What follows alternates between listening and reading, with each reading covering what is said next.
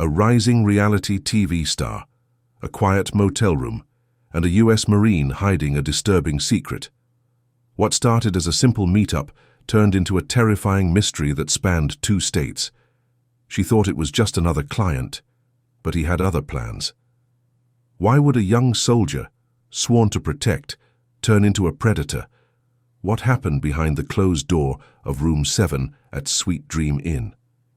If you're into real stories that uncover the dark side of human behavior, subscribe now. Because what you're about to hear is far from ordinary. And trust me, every minute of this story gets darker. Stick around, the truth unravels, and you won't believe what we found at the end. Before the crime, before the pond, she was simply Chay Bennett. Born in 1998, Chay Bennett grew up in the southern United States.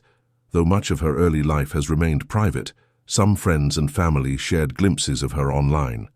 She was known for being soft-spoken, sweet, and always ambitious, even if her path wasn't easy. She was the kind of young woman people described as real. Not perfect, but real.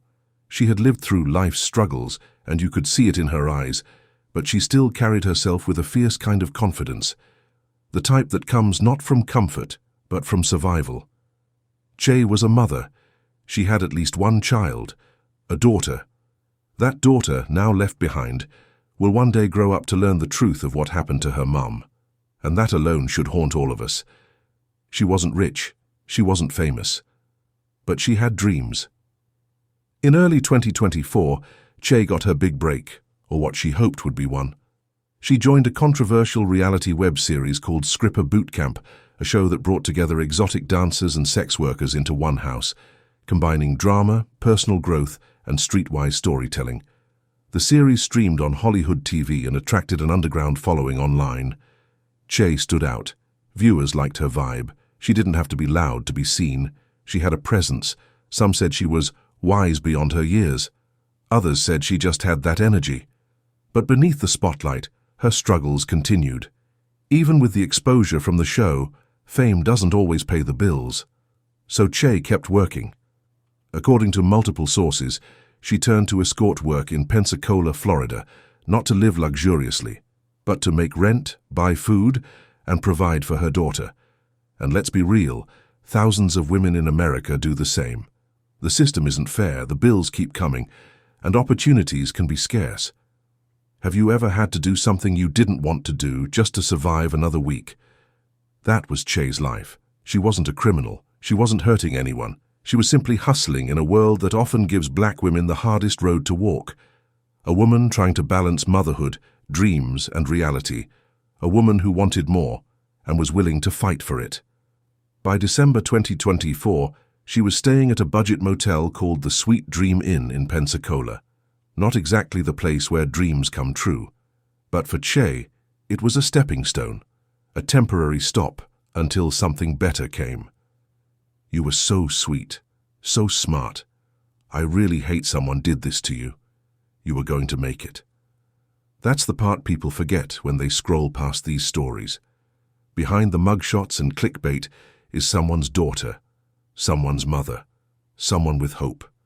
So when Chay got that call from a new client on December 13th, she had no idea it would be her last appointment. No clue that the man waiting for her wasn't just looking for company, but control. Have you ever trusted someone, even briefly, only to regret it seconds later?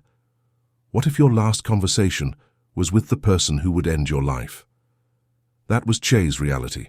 And yet, even in her final hours, she carried herself with the quiet strength she was known for. She checked into room 7, unaware that the door would soon close on her story forever.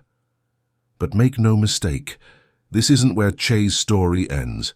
This is only the beginning of what we're about to uncover, because the man who walked into that room after her had secrets no one saw coming.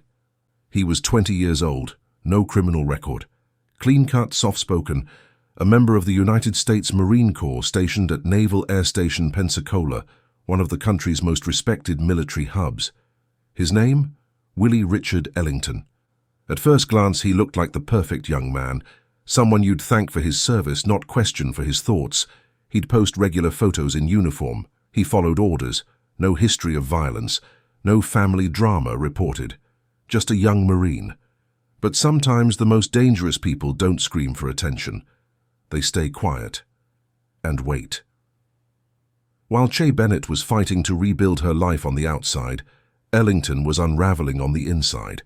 Because when investigators eventually took his phone, what they found wasn't just disturbing, it was calculated, cold, dangerous. He had been spending hours searching violent material, and not randomly. He searched like a man studying for a final exam in murder. What does a dead body look like after 2 days? Can you kill someone with your bare hands? How many prostitute murders go unsolved? How long does it take someone to die from strangulation? Do people scream when being strangled? He wasn't just curious, he was preparing. Ellington found Chay through a digital escort listing. Reports say she advertised her services online, discreetly, like many women do to make ends meet. She was just trying to survive. But when her phone buzzed on December 13th, 2024, she had no idea she was accepting an appointment with someone who had just Googled how to kill her. He set up a meeting, likely communicated through encrypted apps or text, and agreed to meet her at the Sweet Dream Inn in Pensacola. He paid her via Cash App, giving investigators their first trace of a connection. What made it all so terrifying wasn't just that he killed, it was that he planned to kill and never be caught. He rented a red Mazda that morning, under his own name, deleted the profile shortly after, wore gloves, bought a 3-foot military duffel bag from the Navy Exchange after meeting her, the kind designed to carry gear, or something heavier. Then he turned off his phone, drove 50 miles to Mobile, Alabama, and dumped her body in a pond in a quiet neighborhood, fully believing no one would ever find it. That's not impulse, that's execution. He returned the rental. He cleaned his phone. He deleted messages. He even packed a bag and tried to disappear by hopping on a Greyhound bus out of town, as if running from ghosts. But digital footprints don't vanish. He left behind too many clues, even with all his planning. There's no record that he showed any remorse when arrested. He didn't confess. He didn't cry. He just went quiet. And maybe that's the scariest part. How normal he looked. How easily he moved through the world as a trained soldier, a trusted face, all while hiding the instincts of a predator. Have you ever met someone who felt a little too quiet and now you wonder why? What makes a man put on a uniform by day and plan a murder by night? Ellington may have thought he was smart enough to get away with it, but the internet remembered everything. The cameras remembered everything, and eventually so did the law. What he didn't know was that even the motel room he entered would hold clues. That room 7 at the Sweet Dream Inn was about to become the last place Chay was ever seen alive. And that's where this nightmare becomes reality, because the next time anyone sees either of them again, only one of them walks out. December 13th, 2024, Pensacola, Florida. It was a regular afternoon for most people. Traffic moved, phones buzzed. People went about their day, never realizing that just off Highway 29, in a worn-down budget motel called the Sweet Dream Inn, something irreversible was about to happen. Chay Bennett checked into room 7. She looked calm but focused. A camera caught her pacing near the vending machine earlier that day, phone in hand, texting. She wasn't nervous, just alert, like a woman who's learned to trust her instincts. She'd done this before, but today felt off.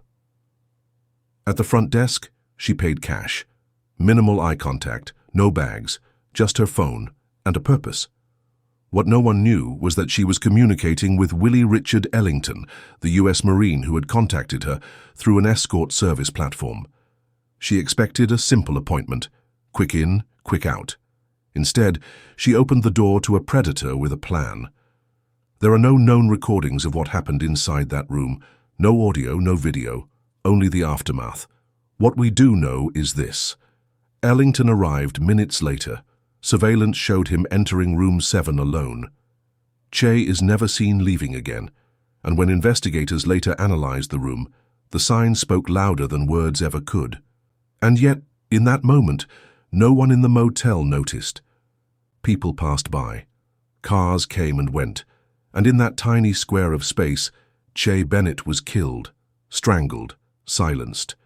By a man trained to kill but sworn to protect. Cameras showed Ellington exiting alone. No panic, no rushing, just walking calmly to the red Mazda he had rented earlier that morning, under his own name. But he wasn't done. Inside the car was the duffel bag he had just purchased from the Navy Exchange, a 3-foot tactical green roller bag, big enough to carry military gear, or a human body. He placed something heavy inside, rolled it to the trunk, drove off. Chay was gone. No witnesses, no screaming, no second chance. She was a mother, a daughter, a woman with dreams, and now just a statistic, unless someone noticed the signs. Her friends started to worry immediately. Chay always kept her phone on.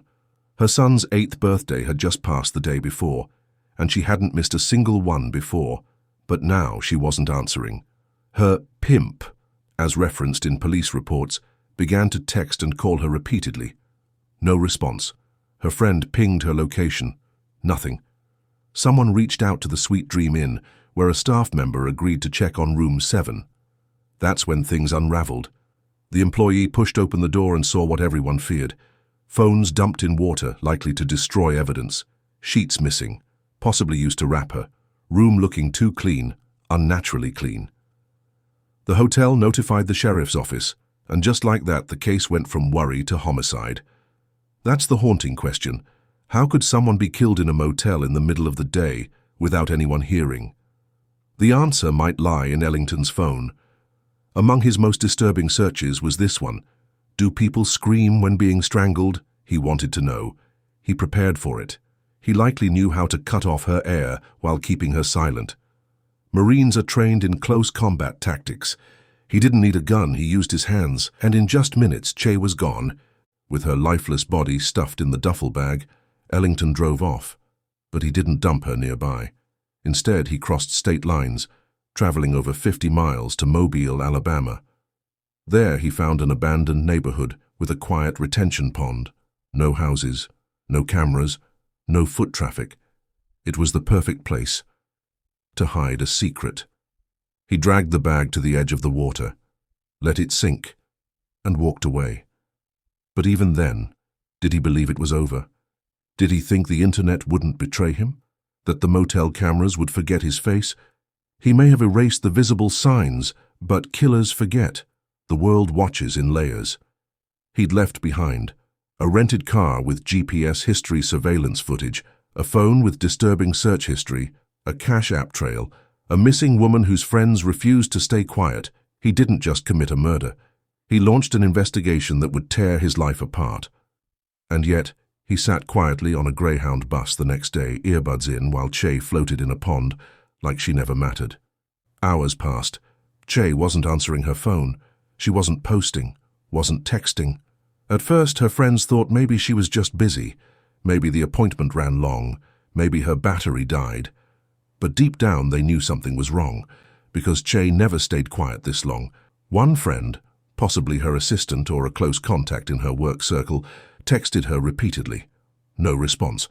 They tried pinging her phone's location. It was off. That same friend told authorities later that Chay had at least 60% battery life when she arrived at the motel.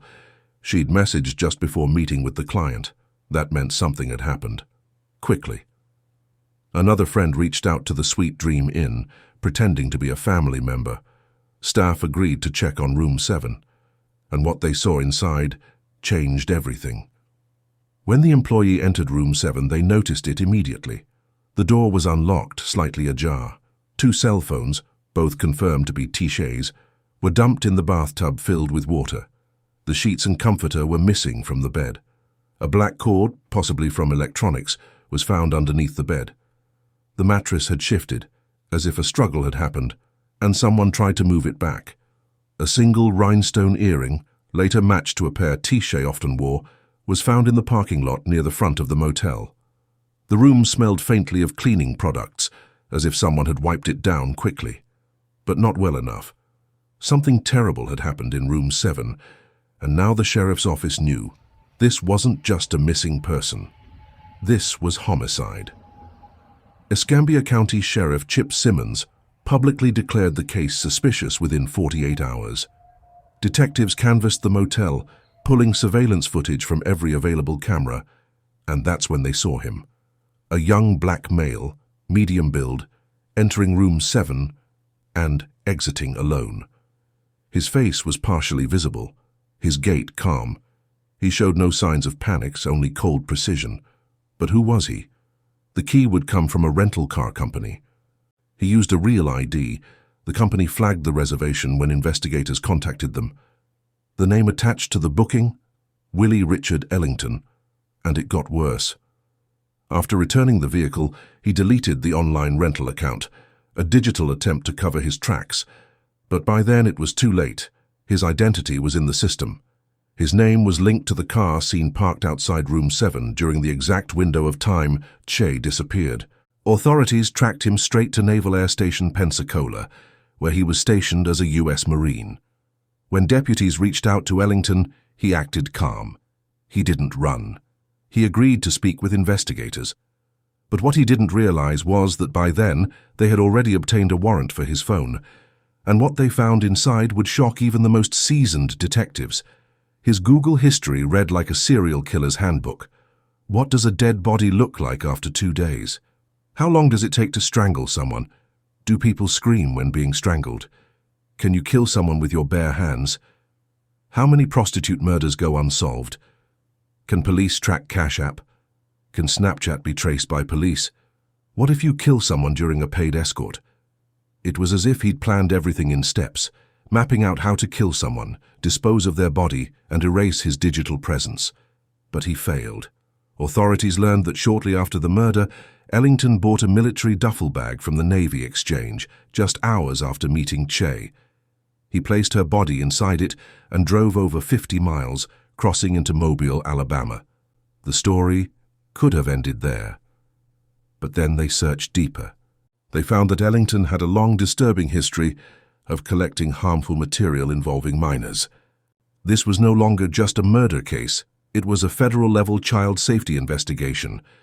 After examining the content, officers contacted Florida's Internet Crimes Against Children Task Force, a special unit trained to handle these kinds of discoveries. They confirmed it. There were dozens of files that showed unlawful content involving young children, inappropriate, graphic, and illegal. Investigators also found evidence that Ellington had downloaded and shared this type of material with others, using file-sharing platforms and cloud drives. The crimes included possession of unlawful content involving children, distribution across state lines, using communication tools for illegal activity, obstruction of evidence since he tried to hide and encrypt the files, and all of this happened before and after the murder of Chay Bennett. How could someone be trained to protect others, but secretly be involved in this level of harm? Psychology experts believe Ellington wasn't just acting out of sudden rage or stress. They described him as someone who had planned his actions and likely had a long history of predatory behavior. He didn't make one mistake. He built a secret life, hidden behind a uniform, behind polite behavior, behind discipline, and no one saw it. Until now. How many people smiled at him, never realizing what he was hiding? How many others like him walk among us, unnoticed? With the new evidence in hand, local investigators handed over parts of the case to federal authorities. That included the FBI Homeland Security's Cyber Division and military legal officers, since Ellington was still an active duty Marine. His phones, laptops, and storage devices were all seized for full forensic analysis. What began as a murder investigation in Florida now included multi-state charges, military investigations, and cybercrime teams from around the country. The man who once walked into room 7 thinking he'd never be caught was now facing life-damaging consequences on every side. Stories like this aren't just sad. They're warnings. They remind us that danger doesn't always look like danger, that sometimes the people who wear badges or uniforms can still be hiding harmful secrets. So if you're still watching, hit that subscribe button now. Because this channel doesn't just report the crime, we uncover the truth, we ask the hard questions, and we make sure no victim is forgotten. Turn on notifications too, because what comes next in this story will open your eyes even more. When the headlines called her an escort, when the news highlighted the motel, when the public whispered she shouldn't have been there. Her family stood up and said she had a name, she had a child, she had a life. Her name was Chay Bennett, and her family refuses to let her be forgotten. To the world, she was a name in a tragic headline, but to her son, she was the only mother he had ever known. Family members say Chay adored her child. She was present at every birthday. She always found a way to provide, no matter what. The boy had just turned 8, the day before she was killed. She had promised him a small celebration that weekend. Instead, he woke up to silence. That silence became confusion. That confusion became grief. And now a little boy is growing up with a question no child should ever ask. Where is my mommy? What hurts her family most isn't just that she died. It's that people seemed more focused on how she died than why. Why aren't women like Chay protected? Why is there still shame around women trying to survive? Why did no one see the signs in Willie Ellington earlier? These are the questions her family has been asking every day since. What began as a local murder case became a multi-jurisdictional, multi-agency investigation, with Ellington now facing charges in multiple states, federal-level indictments, and a possible military court review. The primary charge was filed in Escambia County, Florida, where Chay Bennett was last seen alive. Ellington is charged with first-degree premeditated murder, a capital felony in Florida. Prosecutors allege that Ellington intentionally planned and carried out the killing, based on his internet search history, the purchase of a large duffel bag, and the disposal of the victim's body in a remote retention pond. He was also charged with tampering with evidence after allegedly submerging Chay's phones in water and cleaning the motel room. Florida authorities have not yet stated whether they will seek the death penalty, but due to the nature of the crime, it remains a possibility under state law. The investigation also uncovered dozens of illegal files involving children on Ellington's electronic devices. In total, he was charged with at least 25 counts of possession of child sexual abuse material, several counts of distribution of illegal digital content, unlawful use of communication devices for criminal activity. These charges were based on files found on his personal phone, tablet, laptop. Digital forensic experts confirmed that the material had been accessed and stored using encrypted folders and cloud platforms, and that the content included graphic and harmful material involving minors. Because some of this material was transmitted across state lines, these charges qualify for federal prosecution under U.S. child protection and cybercrime laws. Willie Ellington was initially held at the Lee County Jail in Alabama, where he was arrested. However, due to the murder occurring in Florida, a transfer to Escambia County was authorized. As of early 2025, Ellington remains held without bond. A judge ruled him a flight risk and a threat to public safety, especially considering the digital material found. He has been appointed a public defender, but additional federal prosecutors may join the case due to the volume of digital evidence. Ellington was an active-duty U.S. Marine stationed at Naval Air Station Pensacola at the time of the crime. After his arrest, the U.S. Marine Corps confirmed that Ellington had been relieved of duty. A separate military investigation began to determine whether he had committed offenses under the Uniform Code of Military Justice, UCMJ. If convicted in civilian court, dishonorable discharge is likely, along with permanent removal from all veterans' benefits and military honors. Military officials are also reviewing whether Ellington accessed illegal material using government-issued devices or networks, which could add further consequences. As of now, Ellington is awaiting trial in Florida on the murder charge under federal investigation for the digital crimes subject to military disciplinary review. A formal trial date was expected to be set sometime in early 2025, but the timeline could extend due to the volume of digital evidence and the number of charges. Prosecutors are working with cybercrime forensic teams, state and federal law enforcement, Chay's family, who may testify during the sentencing phase. The case remains active and under strict legal monitoring, with more updates expected as court proceedings move forward. The murder of Chay Bennett wasn't just a personal tragedy, It exposed deeper issues many try to ignore, especially when it comes to safety, stigma, and technology. This case proved how much danger can hide behind a phone screen. Ellington used fake names online, encrypted apps to communicate private browsers and VPNs to cover his searches, temporary cache apps to make the meeting seem like business.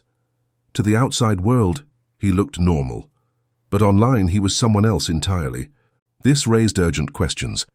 How do platforms screen users who hide behind digital tools? Can illegal searches and activity be flagged before someone gets hurt?